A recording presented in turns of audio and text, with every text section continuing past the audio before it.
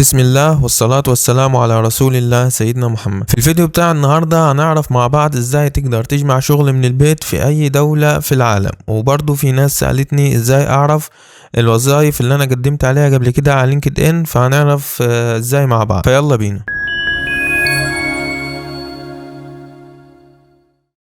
اول حاجة هنعرف ازاي نقدر مع بعض نجمع شغل من البيت. هتيجي هنا في البحث وتكتب ريموت جوبز.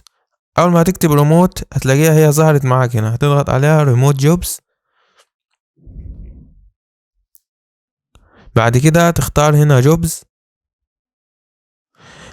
جاب لي مباشرة الوظائف هو في الموقع اللي انا فيه اللي هي مصر. فهتشوف الوظيفة المناسبة ليك وتقدم عليها. هتلاقي في وظائف بارت تايم تقدر تشتغلها بعد ميعاد الشغل بتاعك، او لو انت في كلية بعد الكلية وكده يعني. طب لو انا عايز اغير البلد، هاجي هنا هتختار البلد اللي انت عاوزها. هتختار هنا البلد براحتك يعني اللي انت محتاجها. انا هختار مثلا السعودي ارابيا اللي هي السعودية يعني.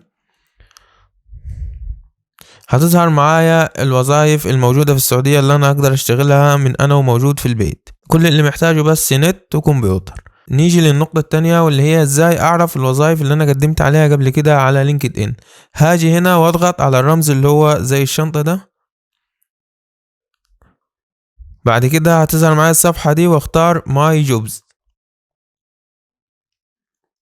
بعد ما اختار ماي جوبز هتظهر معايا الوظائف اللي انا قدمت عليها قبل كده على لينكد ان، وهيظهر معايا برضو البوستات اللي انا عملت لها سيف، لانه برضو النقطة دي ممكن يكون في كتير مش عارفها، انك ازاي تعرف البوستات اللي انت حفظتها قبل كده.